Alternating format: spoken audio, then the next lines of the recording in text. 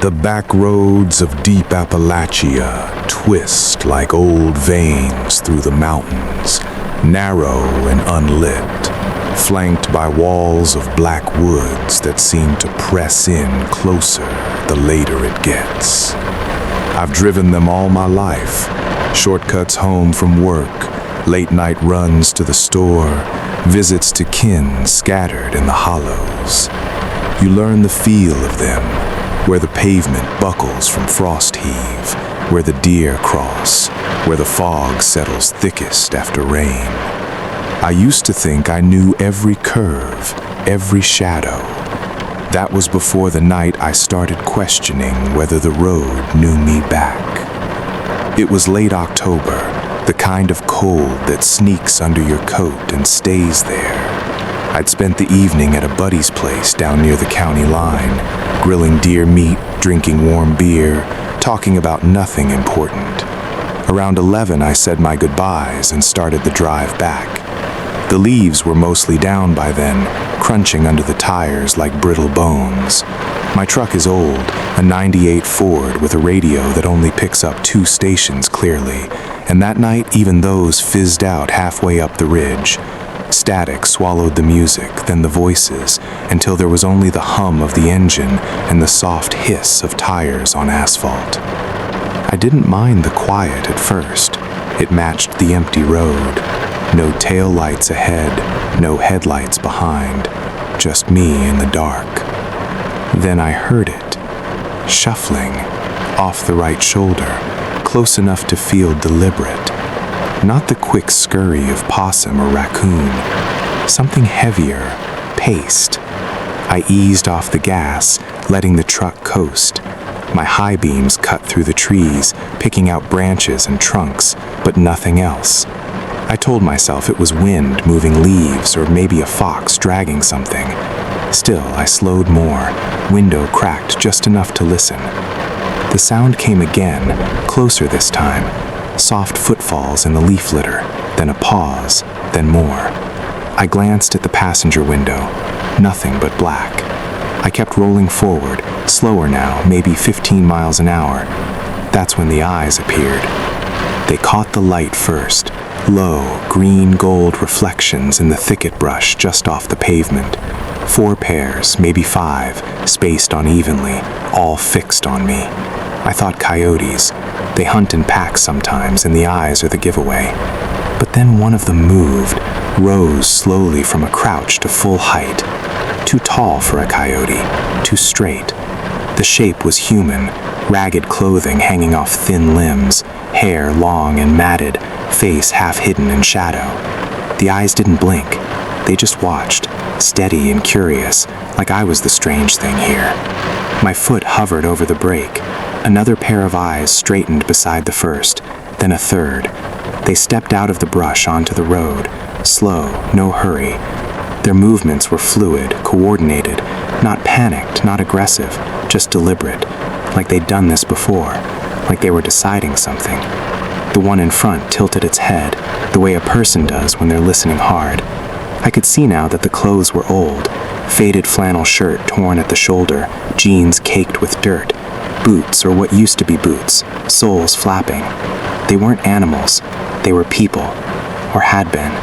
I hit the gas, the truck lurched forward. They didn't jump aside. Instead, they spread out, blocking the lane ahead, hands raised, not in threat, but palms out, like they were asking me to stop. One stepped closer, close enough that my headlights washed over him fully. Bearded, gaunt, skin streaked with mud or soot. His eyes were wide, reflective, but there was something in them. Not madness, not hunger exactly, but recognition. Like he knew this truck, like he'd waited for it. I swerved hard to the left, tires squealing on loose gravel. The truck fishtailed, nearly kissed the guardrail. I straightened out and floored it. In the rear view, I saw them start after me, not sprinting but loping, long strides that ate distance with eerie ease. They kept to the shoulder, shadows stretching behind them in the red glow of my taillights. I pushed the truck to 60, then 70, on a road that wasn't meant for more than 50. Branches slapped the mirrors, the engine whined. They stayed with me for a full mile, maybe more, dark shapes keeping pace, never falling behind. never closing in too fast, just following. Then the road curved sharp around a cut bank, and when I glanced back again, they were gone, swallowed by the trees. I kept driving, heart hammering so hard I could feel it in my teeth. I didn't stop until I pulled into my own driveway 20 minutes later. The porch light was on. I killed the engine and sat there, hands shaking on the wheel, listening to the ticks of cooling metal. That's when I noticed the scratches. Long, deliberate lines down both driver's side doors, 3 on the front door, 4 on the rear. Not random, not claw marks from a branch. They were too even, too patterned, almost like symbols or letters or a signature. I ran my fingers over them. The paint was gone down to bare metal in places, and the grooves were deep enough to catch a fingernail. I told myself it happened when I swerved, maybe scraped a tree, maybe hit a rock, but I knew better. The marks were fresh, and they were on the passenger side too, where nothing had touched the truck. I didn't sleep much that night. Every creak in the house sounded like footsteps on the porch. Every gust of wind sounded like breathing. I kept the shotgun by the bed, barrel down, safety on. Morning came gray and cold. I went out and looked at the doors again in daylight. The scratches were still there, stark against the faded blue paint. I thought about sanding them down, repainting, pretending it never happened. Instead, I just stared. Weeks passed. I avoided that stretch of road. Took the long way home every time, even if it added 40 minutes. I told myself I was being reasonable, cautious. Then one night in early November, coming back from the late shift at the mill, I found myself on the old route again. Not on purpose. I'd been tired, autopilot kicking in. The radio was off. The road was empty. I told myself I'd be fine. I wasn't. Halfway up the ridge, same stretch, same curve, I saw them again. They were waiting. Standing just off the pavement, half in the brush, half in the open. The same ones, or ones that looked the same, ragged, silent, eyes catching my headlights like mirrors. They didn't move at first, just watched me approach. I slowed, pulse rising. The one in front, the bearded one, stepped forward a single pace. He raised a hand, slow, palm out again. The others flanked him, forming a loose line across the road. I stopped. Not because I wanted to, because something in me knew running wouldn't change anything this time. They'd remember the truck. They'd remember me. We stared at each other through the windshield. The engine idled. My hands were slick on the wheel. The bearded one tilted his head again, studying me like he was trying to recall something. Then he took another step, and another. The others followed, slow, unhurried. I didn't wait. I threw the truck into reverse, tires spinning, backing up blind until I found a wide spot. I whipped around and drove the wrong way, back toward the mill, heart in my throat. In the rear view, I saw them standing there, watching me go, not chasing, not retreating, just waiting. I haven't driven that road at night since. I don't go out after dark if I can help it. The scratches are still on the doors. I never fix them. Sometimes I catch myself tracing the marks with my fingers, wondering what they mean. A warning? A claim? An invitation? Most nights I sleep fine, but when the wind moves through the trees just right, or when the house settles and the floorboards creak, I hear it again, that soft, deliberate shuffling. Not close, not yet, just out there, somewhere in the dark, keeping pace. They know my truck, they know my route, and they're patient. I think they always were. The cabin sits high on the ridge, tucked into a fold of the mountain where the trees thin out just enough to let moonlight spill across the snow like spilled milk. My great-grandfather built it back when the coal was still running strong down in the valleys, using logs he felled himself and chinked with river mud. It's passed down through the family ever since, mostly empty now except for the occasional weekend when one of us needs to get away from town. I've always liked it up here, quiet, remote, the kind of place where the world feels far away and you can hear your own thoughts for once. Last December, though, I came up alone for a few days after my divorce papers finally went through. The papers sat in the glove box the whole drive, heavy as stones. I just wanted silence, wood smoke, and the chance to breathe without someone else's disappointment filling the room. The snow started falling heavy around dusk. By the time I got the fire going and the kettle on, the world outside had turned white and soft, every branch bent under the weight. I settled into the old armchair by the hearth with a book I'd read a dozen times, one of those worn paperbacks my mother used to keep on the shelf. The wind picked up sometime after midnight, rattling the shutters and sending drafts sneaking under the door. I fed another log to the fire and listened to the cabin creak in reply. That was when the murmurs started. At first, I thought it was the wind playing tricks, low, rolling sounds that rose and fell like distant conversation. I've heard the ridge talk before, branches rubbing, snow sliding off the roof, the groan of frozen ground settling. But this was different. The cadence felt human, almost argumentative, though the words, if they were words, stayed just out of reach. I lowered the book and tilted my head toward the window. The dogs, 2 old hounds Grandpa had left me, were already on their feet, hackles raised, staring at the back wall like something had walked right through it. Their growls were low and constant, the kind that vibrates in your chest more than your ears. I stood slowly, set the book on the armrest, and crossed to the nearest window. The glass was fogged from the heat inside. I wiped a circle clear with my sleeve and looked out. Moonlight poured down the slope, turning the snow almost blue. Near the tree line, maybe 40 yards out, shapes moved. Hunched, slow, deliberate. At first glance, they could have been deer nosing through the drifts, but deer don't pause to lift their heads and sniff the air the way these did. One of them straightened, taller than I expected, and turned toward the cabin. The moonlight caught its face for half a second. Gaunt, bearded, eyes wide and reflective like a cat's. Not animal eyes, human eyes. Watching. My stomach dropped. I stepped back, breath fogging the glass again. The dogs were barking now, sharp and frantic. I moved to the door, slid the heavy iron bar into place, then dragged the kitchen table over and wedged it tight against the jamb.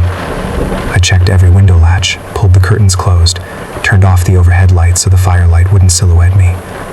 Then I sat on the floor between the hearth and the door, shotgun across my lap. The shells were old, but they'd do what they needed to. I told myself that twice out loud. The murmurs came closer, not loud but clearer, overlapping voices, soft and urgent, rising and falling like wind through a broken window. They circled the cabin, slow and patient. Every so often a hand, long, thin, knuckles prominent, would brush the clapboard siding. The sound was dry and deliberate, like someone testing the wood for weakness. The dogs went berserk, throwing themselves at the door until I had to haul them back by their collars. One of them, Ranger, the bigger one, bit my wrist when I tried to quiet him. Not hard, just enough to draw blood. I didn't blame him. I could smell them now, faint but unmistakable. Unwashed skin, wet fur, wood smoke that wasn't ours. They stayed outside for hours. Sometimes they retreated into the trees and the murmurs faded, and I'd let myself hope they'd moved on. Then a new sound, fingernails dragging across the glass of the south window, slow and measured. I crawled over, peeked through a gap in the curtain. A face pressed close to the pane, breath fogging the outside in quick, shallow bursts. The beard was matted with ice, the eyes sunken but bright, searching the room. I jerked back so fast I knocked over the poker stand. The face withdrew, but not before I saw the mouth open. Teeth crooked, lips cracked, and heard a single word, soft as snowfall. Warm. I sat against the wall after that, knees drawn up, shotgun barrel resting on them. The fire burned low. I fed it just enough to keep the room from freezing. The murmurs never stopped entirely, just ebbed and flowed like a tide.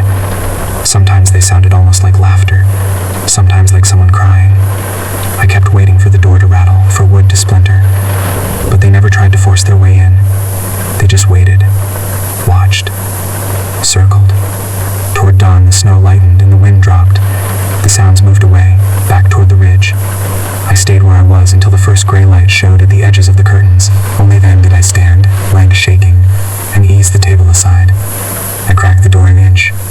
The porch was empty. Footprints, bare, long-toed, strangely elongated, looped around the cabin in overlapping patterns, crossing and recrossing like a map of indecision. They led off into the trees and vanished under fresh powder. I stepped outside in my socks, breath pluming. The cold burned my lungs. Near the woodpile, they'd been busy. My trash, cans, coffee grounds, a torn envelope with my name on it, had been pulled out and arranged on the snow in careful spirals and lines. Not random, not animal. Deliberate.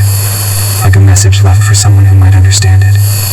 I stared at the shapes until my feet went numb, then swept them flat with the broom, and went back inside. I left that afternoon, drove down the mountain without looking back. Sold the cabin 6 weeks later to a couple from Raleigh who wanted a rustic retreat. I didn't tell them about the footprints. Didn't mention the murmurs or the way Ranger still wakes up some nights, staring at the bedroom door with his ears pinned back. I live in town now, in a brick house with neighbors close enough to hear if I yell. But quiet nights still find me sitting by the window, lights off, listening. Sometimes the wind carries a sound that isn't wind. Soft, overlapping voices rising from the dark. Not close. Not yet. Just patient. I keep telling myself they were only passing through. Hungry, cold, drawn by the light and the smell of smoke. I tell myself they've moved on to some other ridge, some other hollow. But deep down I know better. They marked the place. They marked me. And on the longest nights of winter, when the moon is bright and the snow lies quiet, I sometimes catch myself wondering what they were saying out there in the dark. What they wanted me to hear. What they're still waiting for me to understand. The old mines around here are like scars on the mountain. Deep, ugly, and mostly forgotten. My uncle worked them back when they were still coal worth pulling out, before the companies walked away and left the tunnels to collapse in on themselves. He'd sit on the porch sometimes, nursing a jar of shine, telling stories about the men who went in and didn't come out the same, if they came out at all. Some places the dark keeps what it takes, he'd say, eyes on the ridge like he could still see the entrance sealed with chain link and warning signs. I always figured it was just the black lung talking, or the bottle. But when he passed last fall, he left me his old carbide lamp, a rusted pick, and a folded scrap of paper with coordinates scratched in pencil. "Don't go in there," was the only note attached. Naturally, that made me want to go. It was early spring, the kind where the ground is still half frozen, but the air smells green and wet. I told myself I was just checking it out, maybe take a few pictures, feel the weight of history, then leave. The entrance was farther up the hollow than I expected, hidden behind a stand of hemlocks that had grown thick since the last shift ended. The chain link fence was mostly down, posts rotted at the base, the danger keep out sign dangling by one bolt like it had given up. I ducked under the wire, boots sinking into mud that hadn't dried since the thaw.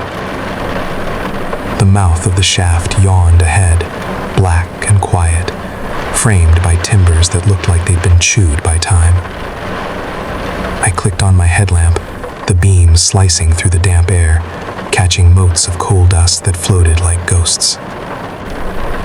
The smell hit me first, wet stone, old iron, something faintly sour underneath, like wet wool left too long. I stepped inside. The temperature dropped 10 degrees in 3 paces. My footsteps echoed back at me, sharp and hollow, then softened into something more distant. The main tunnel sloped gently downward, rails still embedded in the floor, rusted to thin red lines. Side passages branched off every 20 yards or so, some boarded, some collapsed, others just dark mouths waiting. I kept to the main drift, telling myself I'd go in a quarter mile, turn around, call it done. But the quiet was addictive. No birds, no wind, just my breathing and the occasional drip from the ceiling. Maybe 100 yards in, I heard the first rustle. Not a rockfall, not water. Something softer, fabric brushing stone, then the faint pad of feet on damp floor. I stopped headlamps sweeping the tunnel behind me. Nothing but shadows and the faint glint of quartz in the walls. I stood still, listening. The sound came again. Closer. Deliberate. Like someone matching my pace but staying just out of the light. I called out, voice bouncing oddly. "Hey, anybody there?"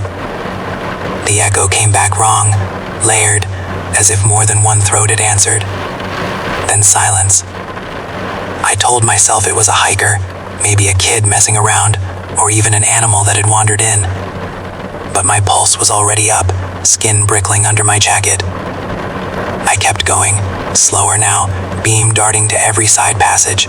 That's when I saw the first sign, a circle of small bones on the floor, bird, squirrel, maybe a raccoon, arranged in a perfect ring, no dirt or debris inside it, fresh. The marrow still glistened in places. I crouched, touched one femur with a gloved finger. Gold. I stood up fast, heart knocking against my ribs. Footprints circled my own boot prints in the mud, bare, narrow, toes longer than they should be, pressed deep like whoever made them was walking on the balls of their feet. They overlapped mine in places, as if they'd followed me for a while, then stepped around to watch me find the bones. I should have turned back, I know that now, but something stubborn in me, maybe the same thing that kept Uncle going back into these holes year after year, pushed me deeper. The tunnel narrowed, ceiling lowering until I had to duck. The air grew thicker, heavier with that sour smell. Then the footsteps returned, soft but unmistakable, padding behind me. I spun, light swinging.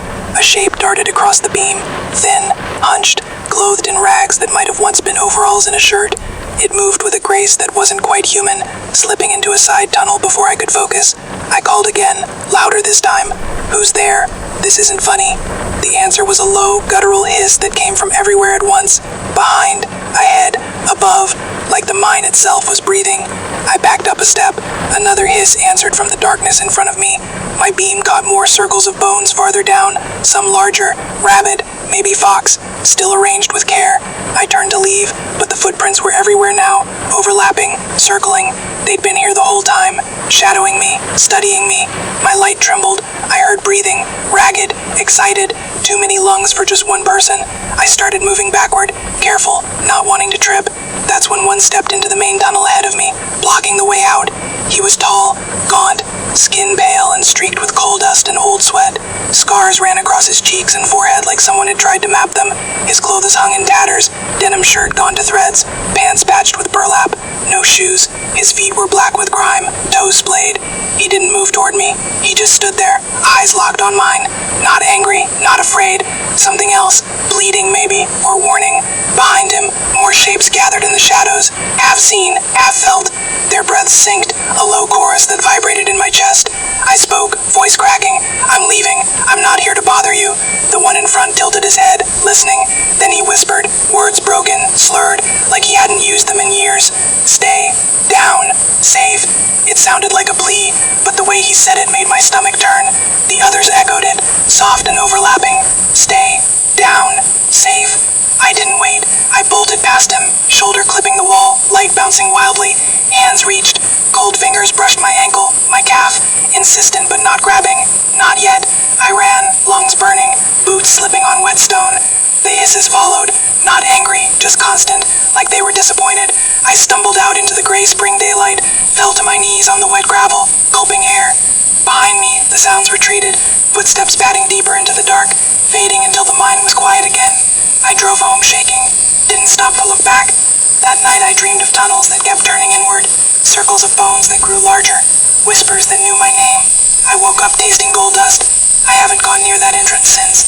Sold the carbide lamp at a yard sale, burned the map. But sometimes lying in bed when the house is still, I hear it again.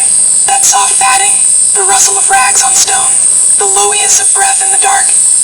It's not coming closer, not really. It's just waiting.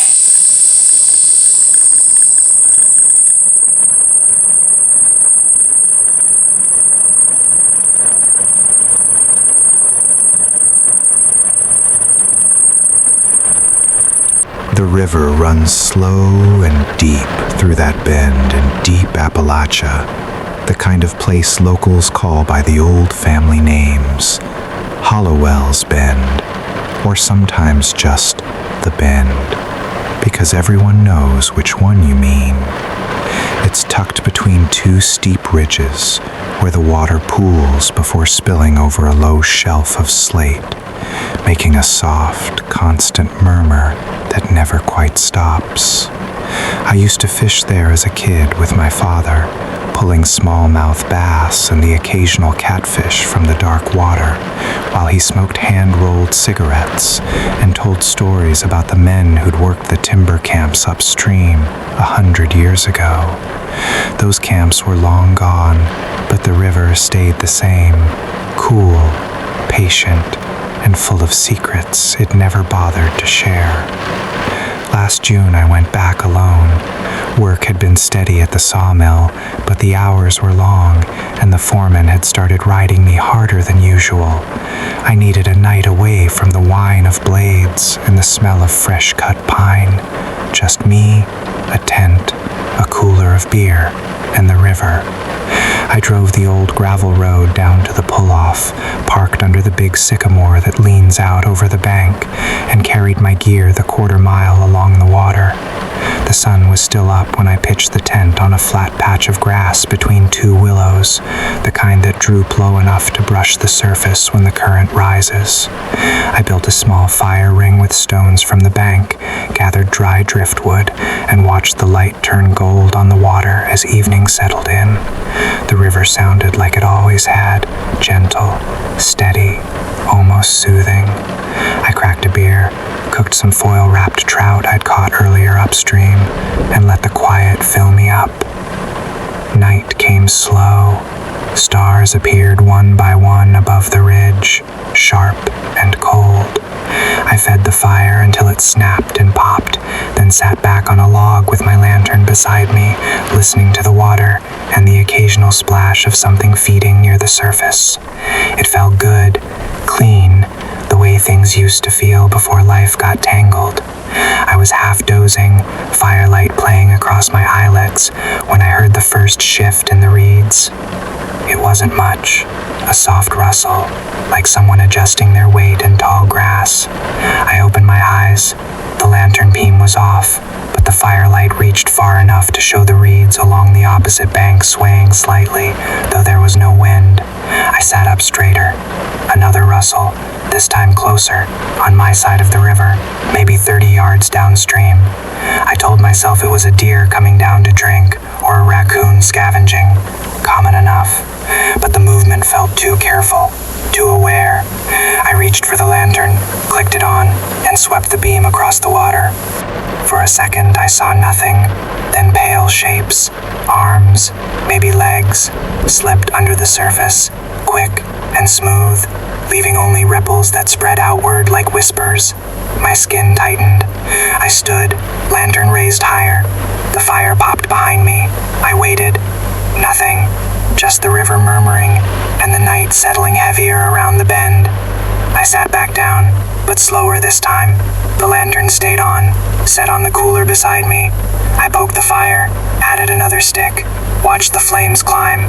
The quiet returned, but it felt different now, thicker, like it was listening back. Then the rustling came again, multiple directions at once, soft footfalls in shallow water, bodies moving through the reeds without breaking a single stem. I swept the light, eyes caught it, low, reflective, human-shaped but crouched. One figure rose just enough for me to see shoulders and the top of a head, water streaming from matted hair that hung past the shoulders in dark ropes. The face stayed shadowed, but the eyes held steady, no blink, no fear, just watching, intent. I backed toward the tent, heart knocking hard now. "Hey," I called, voice sharper than I meant it to be. "This is private land." No answer, only the river and the faint creak of wet reeds bending. I threw more wood on the fire, building it high until sparks drifted upward and the heat pushed against my face. The light spread farther, showing more movement, shapes circling wide, staying at the edge of the glow, never fully stepping into it. They moved like people who'd forgotten how to walk upright all the time, sometimes dropping to hands and knees to navigate the bank, then rising again, slow and deliberate. One came closer. I saw the outline clearly now. A man, or would have been one, thin and long-limbed, clothes hanging in wet tatters, skin pale from years without sun. He stopped at the water's edge, 10 feet across the narrow channel, water lapping at his calves. He stared, no expression, just that steady gaze. I could hear his breathing, slow, ragged, like someone who'd run a long way and still hadn't caught his breath. Behind him, others shifted in the reeds, pale limbs flashing in the firelight before submerging again. I yelled then, full voice, "Get out of here." The sound bounced off the ridges and came back hollow. The figure didn't flinch. Instead, he tilted his head, the way a person does when they're trying to understand something unfamiliar. Then he took a step forward into deeper water. I grabbed the hatchet from my pack, held it low. He stopped, watched the blade, then slowly retreated, sinking back until only his head remained above the surface. They didn't leave. They circled. I heard them moving through the undergrowth, soft steps that matched the river. Sometimes they mimicked sounds, bird calls, owl hoots, but off-key, stretched, turning into something that raised the hair on my arms. Once I thought I heard a low chuckle, soft and wet, drifting across the pen like smoke. I kept the fire roaring, fuel be damned. Every time I turned to add wood, I felt eyes on my back. When I looked again, wet footprints appeared on the bank near my tent. Bare, long-toed, leading right up to the canvas, then away again. Handprints too, smeared on the nylon, fingers splayed wide. By midnight, they were bold. I heard fingers brush the tent wall, slow and exploratory, like someone testing fabric for the first time. I shouted again, banged the hatchet against the cooler. They scattered, splashes, rustles, then silence, but they always returned, closer each time. I sat with my back to the tent pole, lantern in one hand, hatchet in the other, listening to them paw through my gear in the shadows. They didn't take anything, they just touched, rearranged. I found my back opened later, contents spread in a careful half circle around the fire pit, as if someone had been taking inventory. Dawn came gray and slow. The mist rose off the river like breath, thick and cold. The sounds faded. The shapes slipped under the water one by one, leaving only ripples and the smell of wet earth. When the sun finally cleared the ridge, I was alone again. The fire was ash. My supplies were scattered but intact. Cans stacked in a neat pyramid. Fishing rod propped carefully against a tree. Cooler lid left open like an invitation. Tracks led from the tent to the river's edge. Bare feet pressed deep into the mud, then vanished into the current. I broke camp fast. Didn't look back as I carried everything to the truck. The drive out felt longer than the drive in. I haven't camped by that river since. I still fish it sometimes, in daylight, with friends, but I never stay past sundown. On quiet evenings at home, when the house is still and the windows are open, I hear the river again. Not the gentle murmur I grew up with, but something else. Soft splashes, wet footfalls on grass, the faint creak of reeds bending under weight. They're not close. Not yet. They're just there, waiting at the water's edge, patient as the current itself.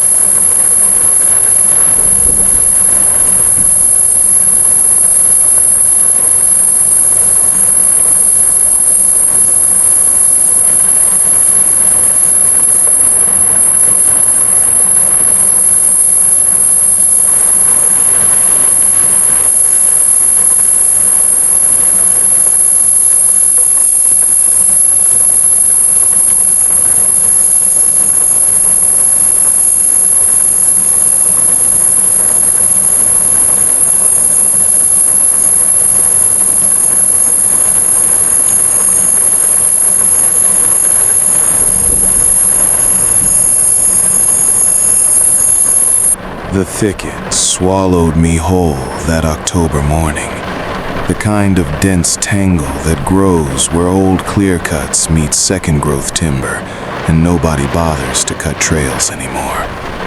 I'd hunted these woods since I was old enough to carry a .30-30, knew every ridge and hollow by the feel of the ground under my boots.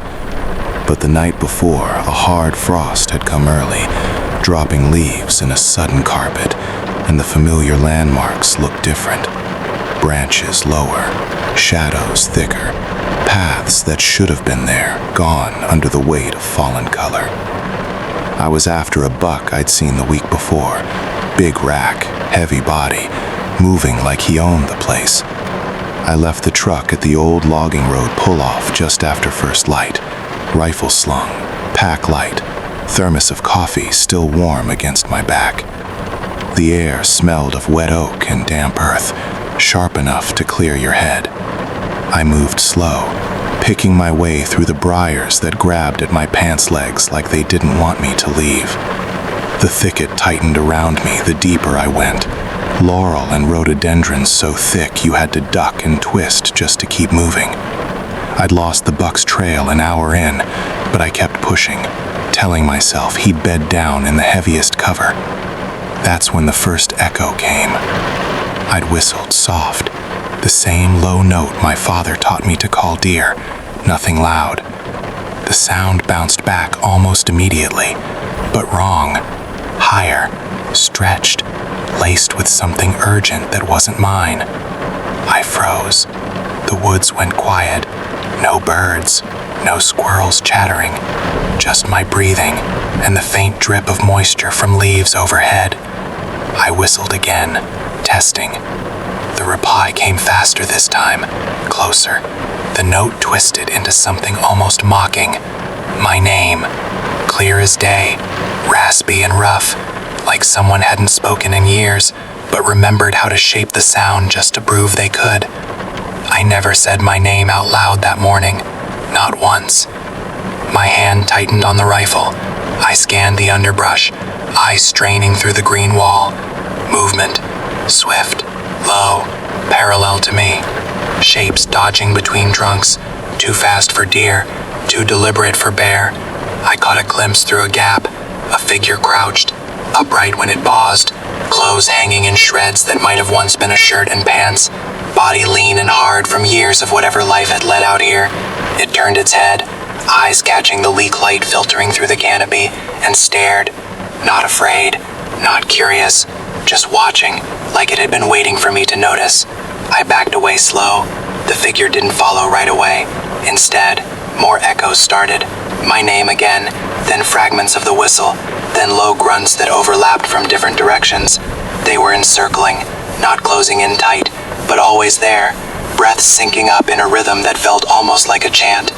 I could hear them moving now, soft footfalls in the leaves, briars snapping under careful weight. I pushed harder, shouldering through thorns that tore at my sleeves, drawing blood I didn't feel until later. The thicket seemed to shift around me, paths closing behind, new ones opening just enough to keep me going deeper. I stopped in a small clearing, no bigger than a living room, ringed by laurel so dense it looked black. My heart was hammering, sweat cold on my back. I raised the rifle, thumbed the safety off. "I'm leaving," I said, voice low but steady, just passing through. The words felt foolish the moment they left my mouth. The answer came from 3 directions at once. My own voice, distorted, mocking. "Leaving, leaving." It trailed off into laughter that wasn't laughter, just breath forced through cracked throats. One stepped into the clearing, the same one I'd glimpsed earlier. He stood upright, but his posture was wrong. Shoulders hunched forward, knees bent like he preferred to drop to all fours when he moved. Shredded flannel hung off him, jeans patched with what looked like burlap, boots gone to rags wrapped around his feet. His face was gaunt, beard matted with leaves and dirt, eyes sunken but bright. He tilted his head, listening to something I couldn't hear, then spoke my name again, slow, deliberate, like he was tasting it. I fired the warning shot into the air. The crack rolled through the trees, loud enough to make my ears ring. Birds exploded from cover, wings beating. The figure flinched, dropped low, then vanished into the brush. For a moment, silence. Then the echoes came back. My name, the gunshot itself, repeated and layered until it sounded like a dozen voices calling at once. They didn't run. They scattered, then reformed, closer. I saw flashes of them now, pale limbs darting between trunks, heads low, testing the distance. One feinted left, another right, drawing my aim one way while the others shifted behind me. They were playing, or learning, or both. I ran then, not smart, Running in thick cover is how you break an ankle, how you lose direction for good. But I couldn't stand still anymore. Briars ripped my face, my hands, the rifle banked against my back. Hours blurred, trees, thorns, mud, the same damn laurel patch over and over. The echoes followed, always there, guiding me somehow. When I turned left, they called from the right, pulling me deeper. When I tried to double back, the sounds blocked the way, soft and insistent. Twilight was settling when I finally broke through. The trees thinned, the ground sloped down toward the old logging road. I stumbled out, gasping, knees shaking. My truck sat where I'd left it, green paint dull in the fading light. Relief hit me hard, then I saw the tires.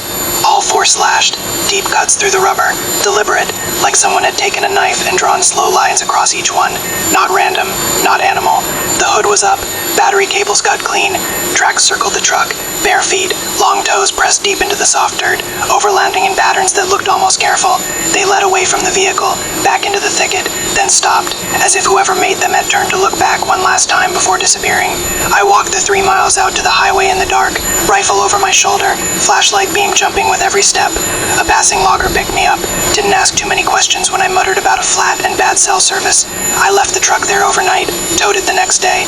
New tires, new cables, but the scratches stayed, long, even marks on the tailgate, like someone had dragged nails across the metal, signing their work. I still hunt, can't quit the woods, but I don't go alone anymore, and I don't go deep.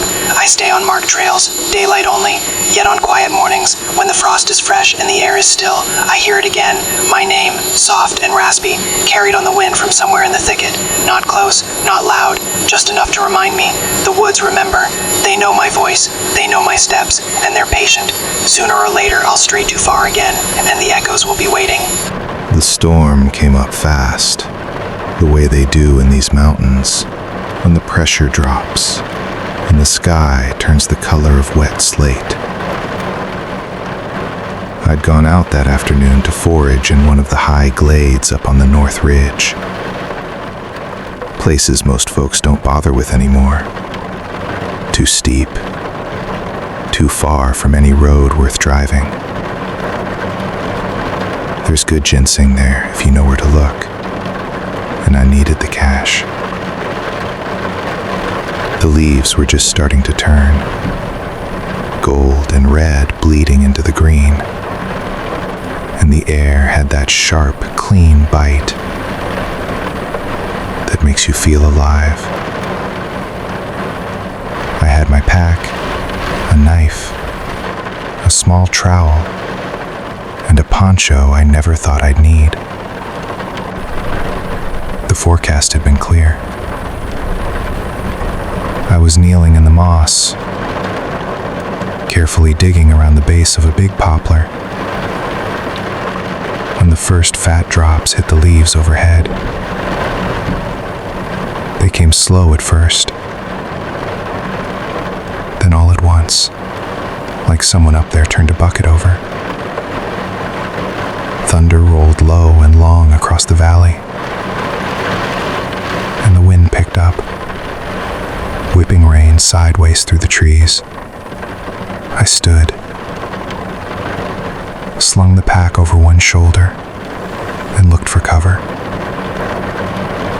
The glade was small, maybe 2 acres of open ground ringed by dense second-growth hardwood, maple, oak, hickory, thick enough to slow the downpour but not stop it. I moved toward the thickest canopy,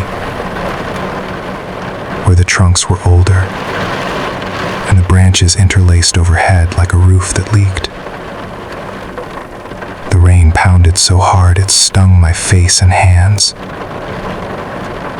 I ducked under the biggest maple, pressed my back to the trunk, and pulled the poncho over my head. Water ran in sheets off the leaves, turning the ground into a shallow river of mud and deadfall. Lightning cracked, close enough that I felt the air tighten, and for a split second the whole glade lit up white. That's when I saw them. They were already there, standing just inside the tree line, maybe 30 yards out. 5 or 6 shapes, stooped against the wind, rain streaming off them in rivulets. They They didn't move like they were trying to get out of it. They just watched, heads tilted slightly, the way people do when they're listening hard to something you can't hear. Lightning flashed again, and I saw more detail. Thin frames wrapped in what had once been work clothes, faded plaid shirts, overalls patched with burlap, boots split at the seams. Their hair was long and matted, plastered to skulls by the rain, faces pale, lined deep, eyes wide and reflective in the sudden light. I froze. My breath came shallow, fogging inside the poncho hood. They weren't hunters, weren't hikers. They moved too slow, too deliberate, like the storm was nothing more than background. One of them, the tallest, took a step forward, then another. He raised a hand, palm out, fingers splayed, long nails, cracked and black, caught the next flash of lightning. It wasn't a wave, it was an offering, or maybe a question, something unseen in that open palm. I backed up, boots sliding in the mud. The tree at my back felt too thin, too exposed. They didn't rush. They mirrored me, stepping when I stepped, keeping the same distance. The others spread out, wide and patient, enclosing the glade without closing in. No shouts, no threats, just presence, unrelenting. The rain pounded daughter, thunder shaking the ground, and still they stood there, water pouring off them, eyes never leaving me. Lightning again. 5 now, maybe 6. One was smaller, slighter build, hair longer, face half hidden behind a curtain of wet strands. She, or he, held something close to the chest, cradled like a child, a bundle of cloth, dark and sodden. They didn't speak, but they communicated.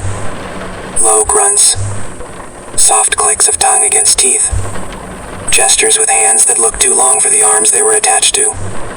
They understood each other perfectly. I was the stranger here. I tried to circle toward the trail I'd come up on, the faint path that led back to the ridge road.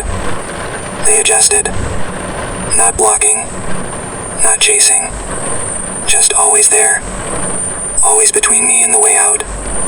One brushed a low branch near my shoulder, the touch deliberate, leaves shaking water onto my sleeve. The cold went deeper than the rain. I could smell them now. Wet wool, old sweat, earth turned over after years in the dark. Not rotten, just lived in, too lived in. The storm peaked. Wind howled through the gap in the ridge, driving rain almost horizontal. Lightning came in stuttering bursts, turning the glade into a frozen photograph over and over. In one flash they were closer, 10 yards. In the next, closer still. They huddled together now, shoulders touching, sharing what little warmth they had. Their breaths steamed in the cold air, small clouds that drifted and dissolved. They watched my back with something like hunger, not for food exactly, but for what it represented. Dry clothes, matches, something that belonged to the world they'd left behind. I waited for a lull. The rain eased just enough that the roar dropped to a steady hiss. I bolted, slipped once in the mud, caught myself on a sapling, kept moving. I aimed for the narrow gap between 2 big oaks where the underbrush was thinnest. They didn't chase outright. They followed, wide and patient, footsteps soft in the wet leaves. I heard their calls behind me, low, mournful sounds that rose and fell like a song with no words, almost inviting, almost bleeding. I broke through the trees, hit the trail, ran until my lungs burned, and the storm sound faded to a dull rumble behind the ridge.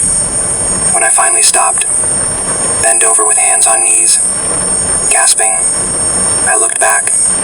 The glade was empty. rain and swaying branches. No shapes.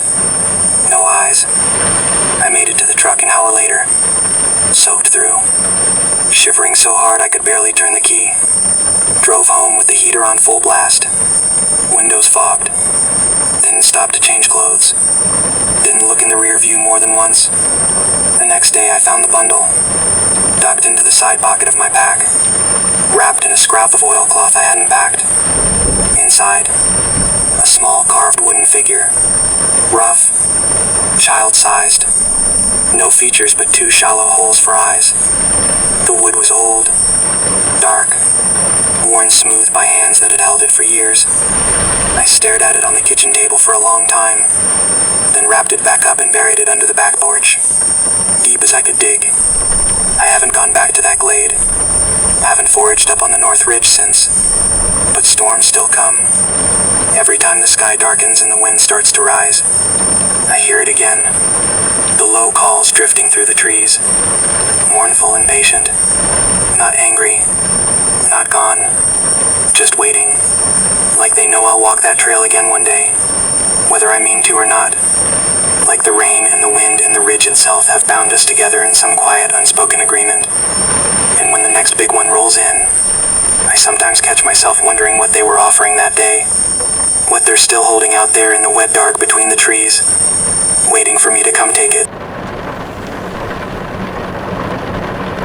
The creek starts high on the ridge, fed by springs that never dry even in the hottest summers, and winds its way down through deep Appalachia like a slow vein carrying the mountain secrets to the valley below. I fished it since I was small, back when my grandfather still walked the banks with me, showing me the deep pools where the big brown trout held, the undercut banks where they'd hide from the sun. He called it the old water, said it remembered everything that ever touched it. Rain, blood, tears, all the same in the end. I stopped believing in that kind of talk after he passed. Now I go alone, mostly in the late afternoons when the light slants gold through the trees and the water looks like polished slate. That day was mid-May. The dogwoods just finished blooming, petals still drifting on the current like pale confetti. I parked at the gravel pull-off where the county road crosses the creek, shouldered my rod case and tackle bag, and started upstream. The water was clear and cold, knee-deep in most places, deeper in the bends. I waded slow, careful not to spook the fish, casting a small streamer into the shadows overhanging roots. The first hour was good, 2 keepers in the creel, the kind of morning that makes you forget everything else. The creek murmured soft and constant, the sound of it filling the narrow valley, drowning out the distant highway hum. I didn't notice them at first. The movement was too subtle, a ripple that didn't match the flow, a shadow under the surface that lingered too long. I thought it was a school of minnows, or maybe an otter. Then a head rose, slow and deliberate, 20 yards downstream. Just the top half, hair plastered dark and long, eyes fixed on me, human eyes.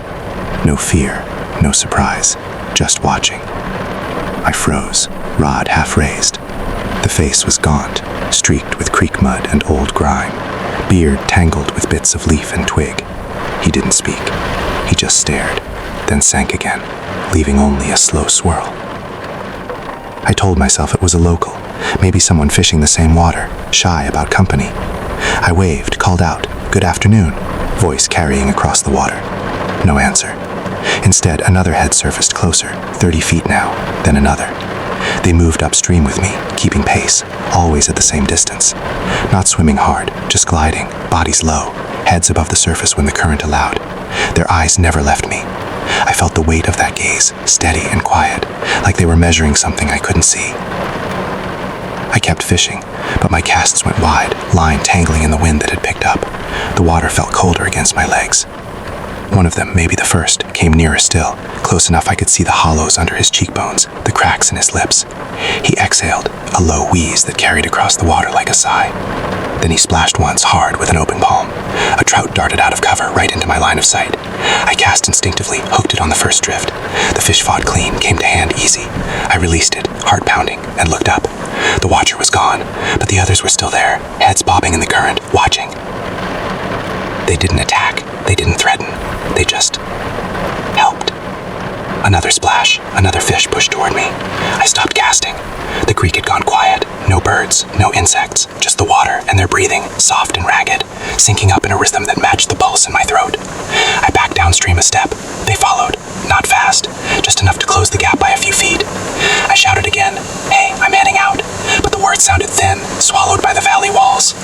One submerged completely, resurfaced 10 feet closer, water streaming off a face that looked carved from the same stone as the creek bed. Evening was coming on fast, the light turning copper, shadows stretching long across the water. They grew bolder. One waded into the middle of a deep pool I'd been eyeing, standing chest deep, blocking a channel. The current parted around him like he was part of the rock. I tried to go around, but another appeared on the opposite bank, knee-deep, arms out as if guiding me back. They herded without touching, yet. When I moved left, they shifted left, right, and they mirrored. The water deepened as they pushed me upstream, toward the narrower, rockier stretches where the creek cut through a series of ledges. I waded deeper, water to my thighs now, cold enough to ache. Then the touches came, brief at first, a brush against my calf, cold fingers, probing like they were testing temperature, texture, life.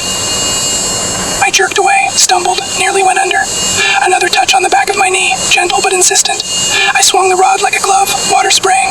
They retreated a few feet, heads tilting, watching my reaction the way someone might watch a cornered animal. No anger, just study. I yelled, voice cracking, "Get away from me." They didn't. They waited. Patient. Always patient. I turned and pushed upstream hard, legs burning, water turning around me. The creek narrowed here, banks steep and slippery with moss. Around the next bend they were waiting, 3 of them standing in the shallows, blocking the pool ahead. I stopped. They stopped. One raised a hand, palm out, the same gesture the others had used. Then he pointed, slow, deliberate, toward a side channel I hadn't noticed, a narrow cut through the rock that led higher up. I didn't take it. I backed away instead, downstream, fighting the current now, breath coming in gasps. They followed, always at the same distance, always there. I don't remember how long it took to reach the road bridge. The light had gone gray, the first stars breaking through the canopy overhead. The bridge loomed ahead, old iron, rusted, the county road empty above it. I scrambled up the bank, rocks sliding under my boots, gear dragging in the water. When I hit the pavement, I turned. They were still in the creek, standing in the shallows below the bridge, heads tilted up, eyes reflecting the last of the light. They didn't climb out. They didn't follow. They just watched me go, water dripping from their hair and clothes, breaths fogging in the cooling air. I left my tackle bag on the bank. Didn't go back for it until the next morning. When I did, the bag was still there, untouched, except for the muddy handprints, 5-fingered, smeared across the canvas, inside the flap, on the zipper, prints on the rod tube too, as if someone had lifted it, turned it over, set it down again. Cataloged, studied. The creel was open, fish gone, but the lid had been carefully placed beside it. They'd taken what they wanted, left the rest. I don't fish that creek alone anymore.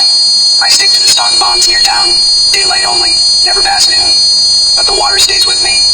On quiet evenings, when I walk near any running stream, I feel it. The subtle shift in the current, the faint ripple that doesn't belong.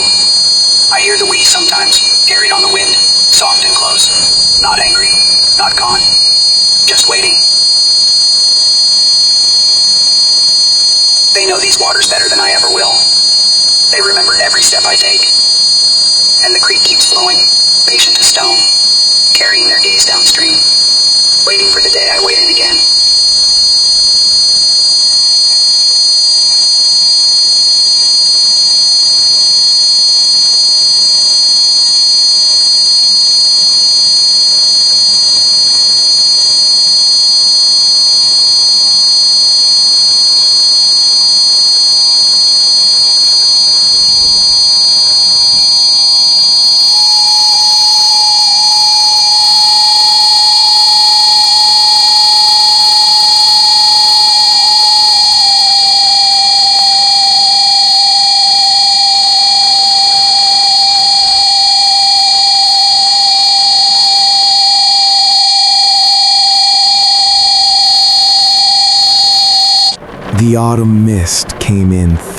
that afternoon.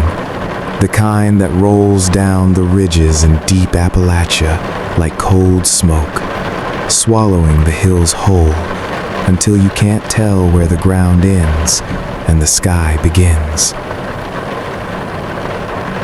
I'd driven up to the old homestead place. Nothing left now but a stone chimney, a few rotting logs half buried in leaves, and the faint outline of what used to be a foundation. My family owned the land once, back when there were still apple trees and a barn, before the last of us moved down to the valley.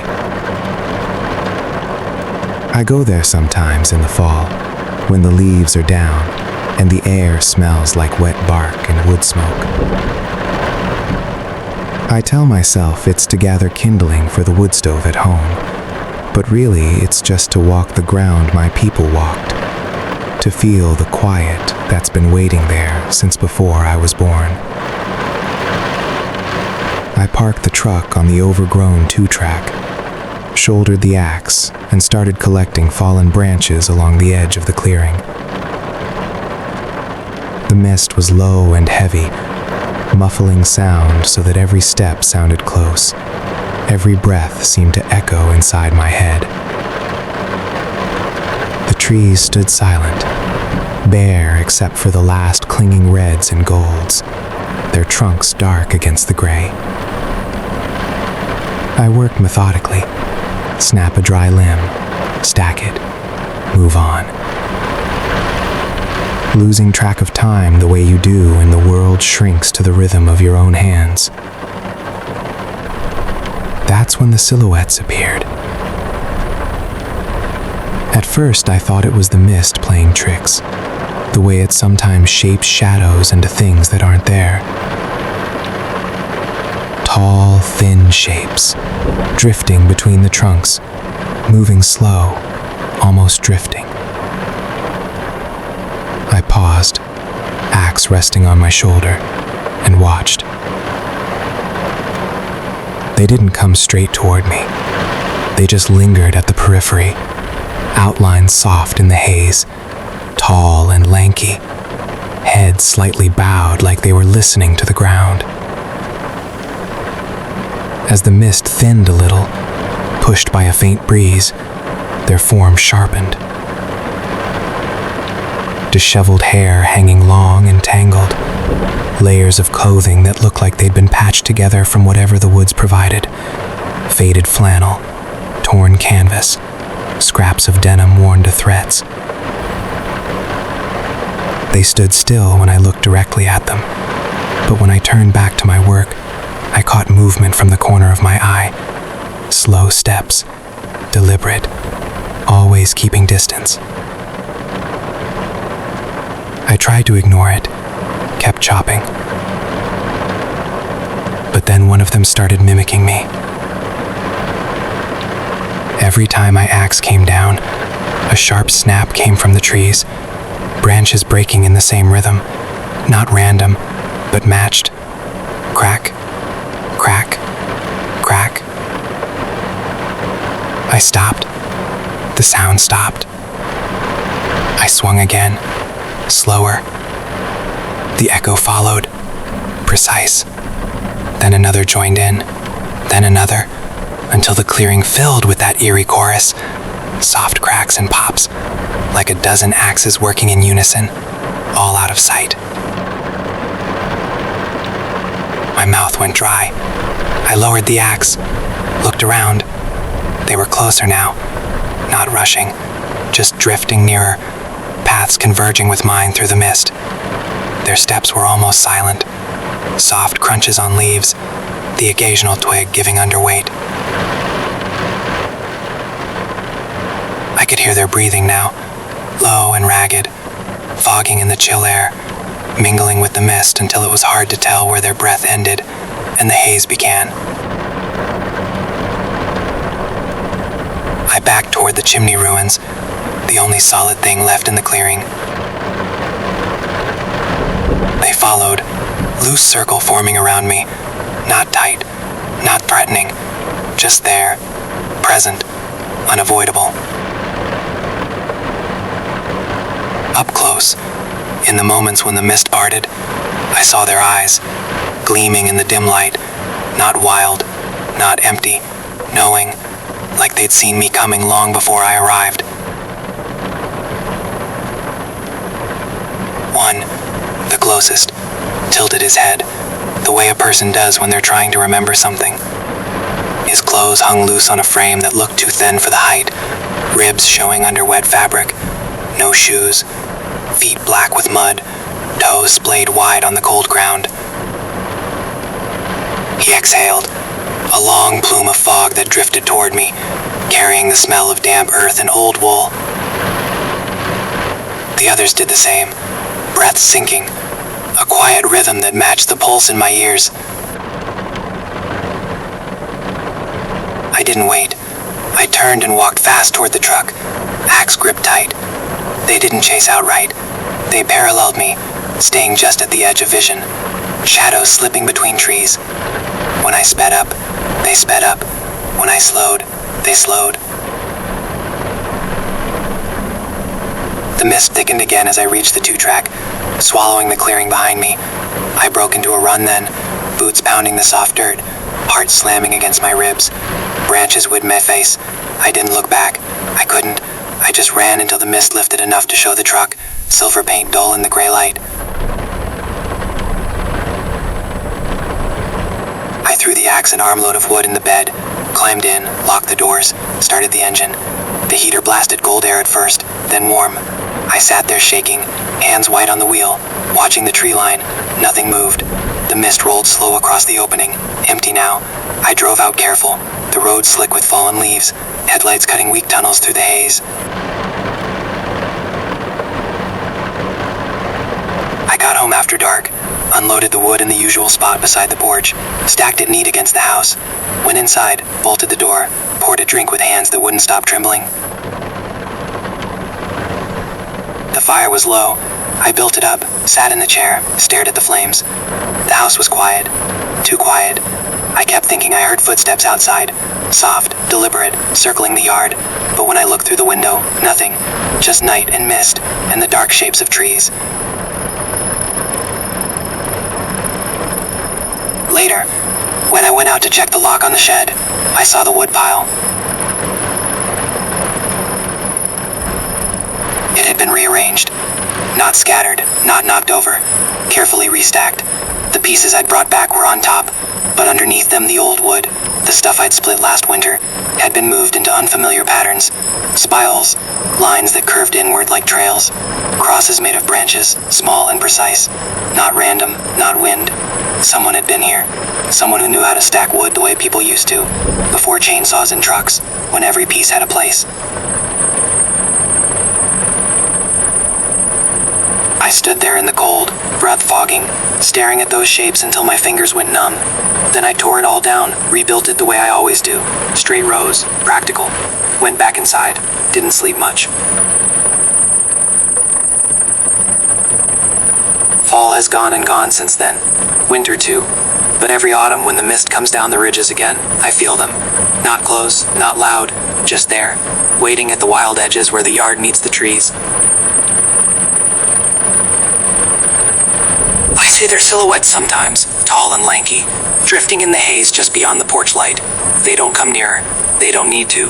They know I'll walk back to that homestead one day. Maybe to gather wood again. Maybe just to stand in the quiet and listen to the leaves fall.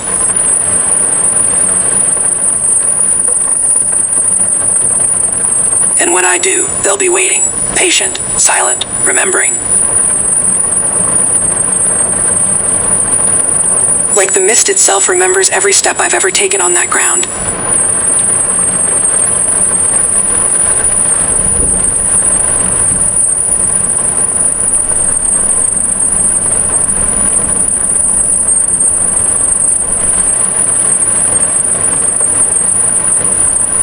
The trail up to the overhang is one most people in these parts don't bother with anymore.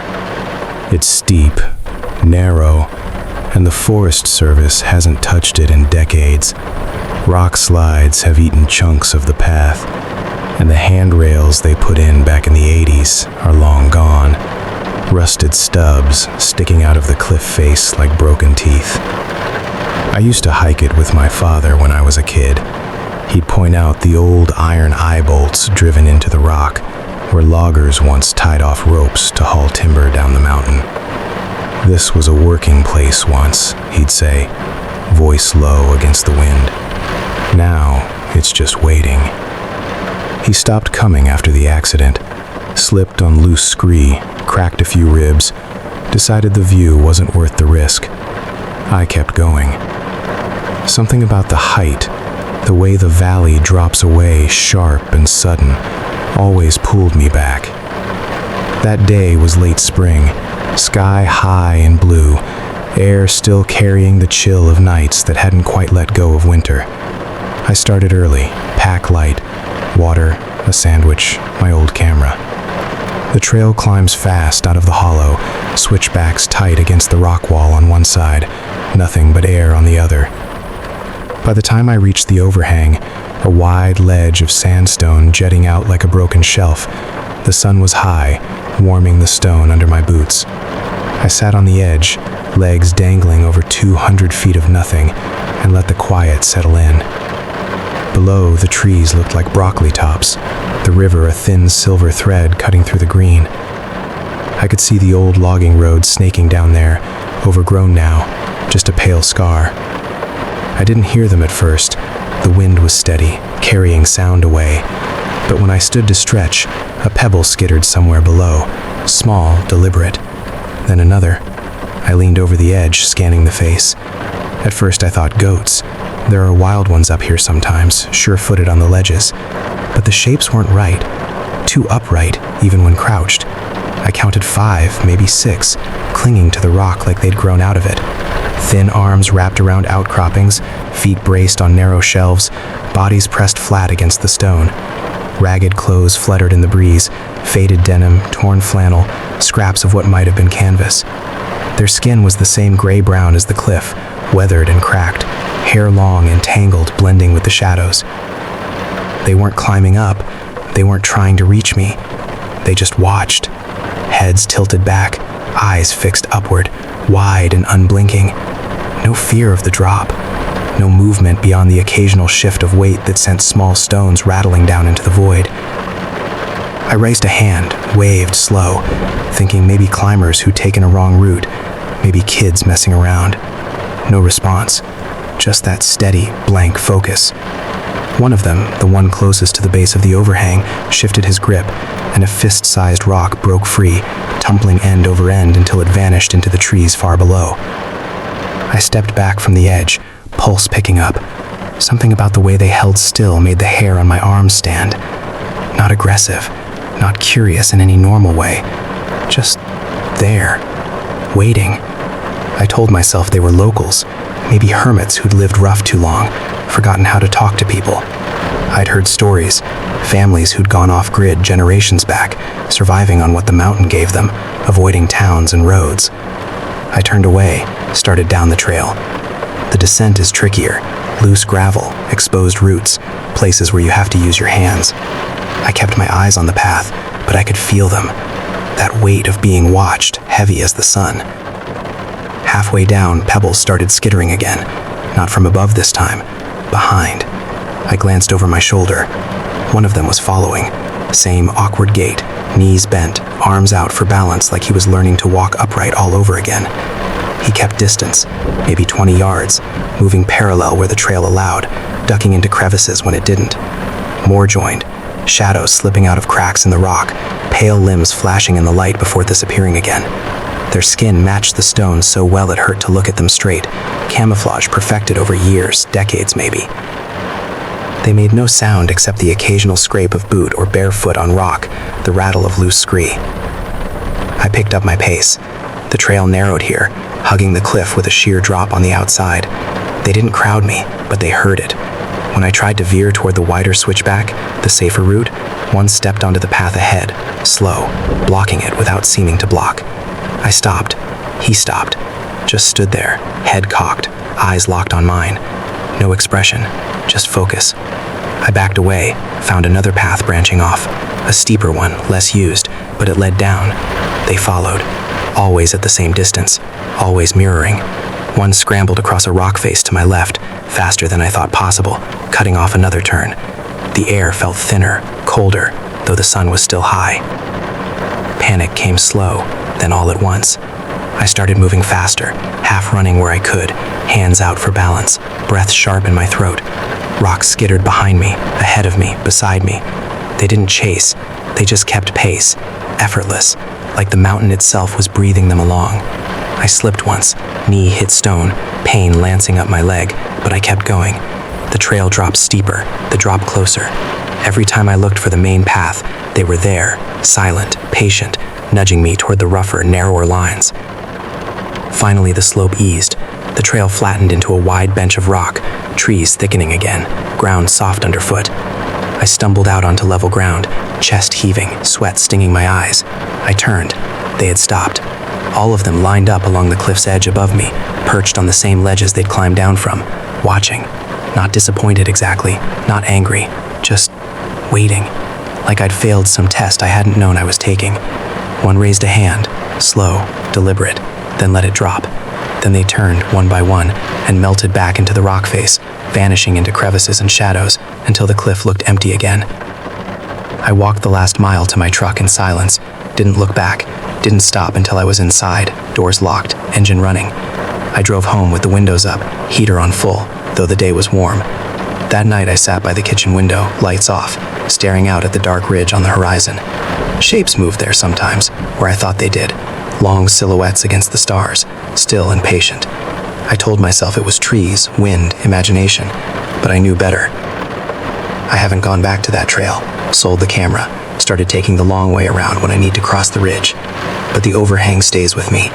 On quiet nights, when the house settles and the wind moves through the pines, I hear it, the soft skitter of pebbles on stone, the faint scrape of hands finding purchase.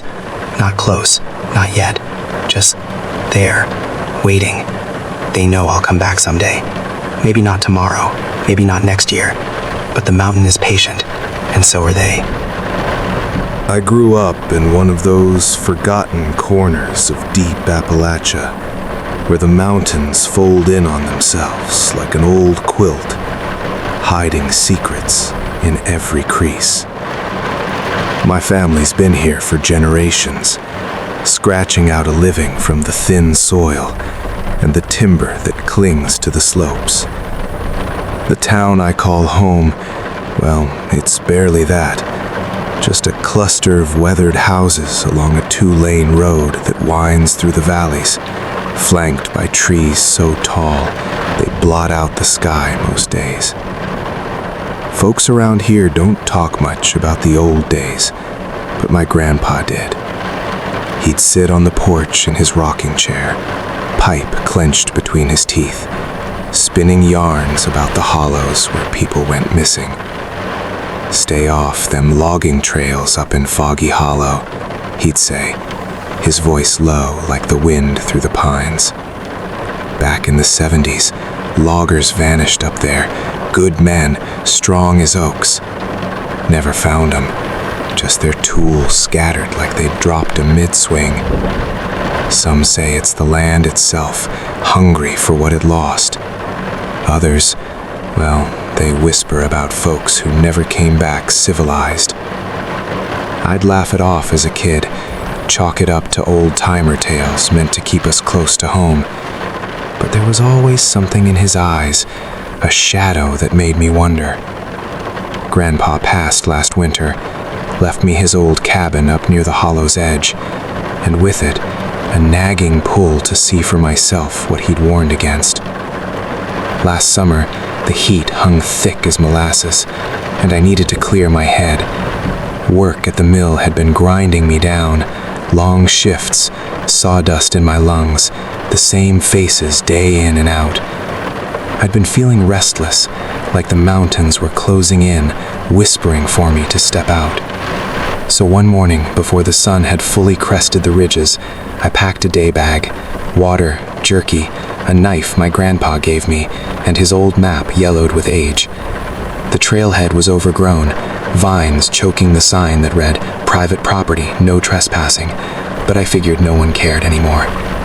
The mist was rolling in from the valley floor, cool and clammy against my skin, turning the world into a soft gray haze.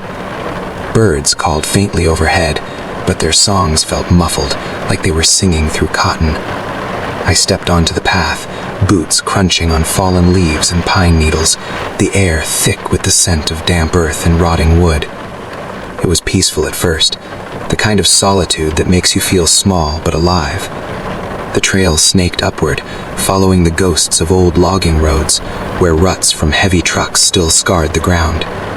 Trees loomed on either side, their branches interlocking like fingers clasped in prayer, or maybe in warning. As I hiked deeper, the mist thickened, swirling around my legs like river water. I'd gone maybe a mile when the first unease crept in. The path narrowed, forcing me to push through underbrush that tugged at my jeans like insistent hands. Grandpa's stories flickered in my mind, tales of families who'd fled the cities during hard times, only to get lost in these woods, turning wild over the years. Feral, he called them, not monsters, but people broken by the land, surviving on what they could scavenge, forgetting how to be human. I shook it off, focused on the rhythm of my steps. But then a sound, faint rustling off to my left, like something moving through the ferns. I paused, heart picking up a notch. Deer, I told myself, plenty of them out here. Or maybe a fox. I scanned the fog-shrouded trees but saw nothing. Shrugging, I kept going, the trail dipping into a shallow ravine where the air grew cooler, almost chilly despite the summer warmth. Another rustle, this time behind me. I spun around, but the mist played tricks, shapes shifting just out of sight. "Hello?" I called, my voice echoing strangely, absorbed by the damp air. No answer, just the drip of condensation from leaves, plinking like distant rain. I pressed on, but the feeling grew, that prickling at the back of my neck, like eyes boring into me. The trail climbed again, winding through a stand of ancient oaks, their trunks twisted and gnarled, bark peeling like old skin. I stopped to drink from my canteen, the water tasting metallic in the heavy air. That's when I heard it clearly, branches snapping underfoot, deliberate, not the random scurry of wildlife. It was paced, matching my earlier steps almost perfectly. I froze, every muscle tense, straining to listen. There, again, a crackle, maybe 20 yards off, hidden in the underbrush. My hand went to the knife at my belt, fingers wrapping around the worn handle. "Who's there?" I shouted, trying to sound firm, but my voice cracked a bit, betraying the fear bubbling up. Silence answered, thick and oppressive. I scanned the fog, eyes darting from tree to tree. And then, through a break in the mist, I saw it. A figure crouched low among the ferns, skin pale and streaked with dirt, hair matted and wild. Its eyes met mine, dark, piercing, not animal dumb, but intelligent, calculating. There was a hunger there, not just for flesh, but something deeper, like it saw me as an intruder in its domain, or maybe as kin it wanted to claim. I didn't move. Neither did it. We stared, the world narrowing to that gaze. It was human-shaped, but gaunt, ribs showing under scraps of fabric that might have once been clothes, faded denim, a torn shirt hanging in rags. The kind of wear that spoke of years, not days out here. My mind raced. Homeless? Lost hiker? But no, the way it held itself, low to the ground like a predator, didn't fit. Grandpa's words echoed. "They ain't right anymore, boy. The wild takes 'em, twists 'em." I took a slow step back, and it mirrored me, shifting slightly but staying hidden. My heart hammered now, blood rushing in my ears. I turned and walked faster, not running yet, but putting distance. The rustling followed, parallel to the trail, keeping pace. I'd stopped to listen. It stopped. I picked up a stick, wrapped it against a tree. The echo came back twisted, almost mocking. I whistled a tune, something simple from childhood, and from the fog came a reply. The same notes, but warped, laced with a low chuckle that sent ice down my spine. Hours blurred as the sun climbed higher, though the mist barely lifted, clinging like a shroud. I'd hiked farther than planned, the trail looping deeper into the hollow, away from any road I knew. The figure wasn't alone anymore. I caught glimpses, shadows flitting between trees, more eyes glinting in the haze. 3, maybe 4, moving in tandem, silent as ghosts. Their breaths reached me now, ragged and uneven, like they'd been running for years without rest. I smelled them too, a musky, earthy odor, mixed with something sour, like unwashed bodies and decay. Panic clawed at me, but I kept moving, Grandpa's map clutched in my sweaty palm. It showed an old spur trail that might lead out, but the landmarks were swallowed by fog. One of them got bolder, stepping onto the path ahead, just a silhouette at first. As I neared, details emerged. A woman, or what had been one, her face lined with grime, teeth bared in a grimace that wasn't quite a smile. She wore remnants of a dress, floral pattern faded to gray, thorns caught in the hem. She didn't speak, just watched, head tilted like she was listening to voices I couldn't hear. I veered off the trail then, pushing through briars that tore at my skin, drawing blood. They followed, not chasing outright, but herding, cutting off easier paths, forcing me deeper. Branches whipped my face, roots tripped me, but I stumbled on, breath coming in gasps. The hollow deepened, the air growing stagnant, filled with the buzz of insects and the distant call of crows. I thought of Grandpa, how he'd survived the war only to fear these woods more than any battlefield. "They don't kill quick," he'd said once, after too much moonshine. "They wear you down, make you one of them." Was that what this was? An invitation to the wild? Dusk crept in early under the canopy, the light turning amber, then dim. More shapes joined, circling wider, their footsteps a constant whisper. I ran full out now, lungs burning, crashing through undergrowth until my foot hit pavement, blessed, cracked asphalt of some forgotten county road. I collapsed there, knees on the hard surface, gulping air. The figures halted at the tree line, watching from the shadows, eyes reflecting the fading light. They didn't cross onto the road, just lingered, breath sinking in an eerie rhythm. One raised a hand, palm out, fingers sprayed, like a farewell or a promise. Then they melted back into the fog, gone as suddenly as they'd appeared. I hitched a ride home from a passing trucker, too shaken to explain, muttering about getting lost.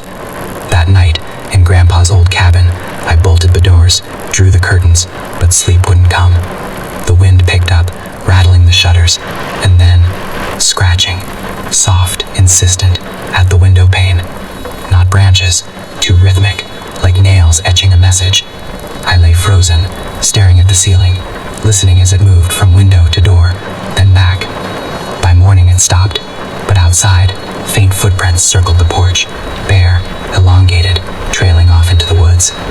Weeks turned to months, but the whispers never left. In the quiet moments, washing dishes, lying in bed, I hear them, faint calls, my name woven into the wind, pulling at me like an old debt. I sold the cabin, moved to town, but the hollow follows. Sometimes, driving those winding roads, I catch movement in the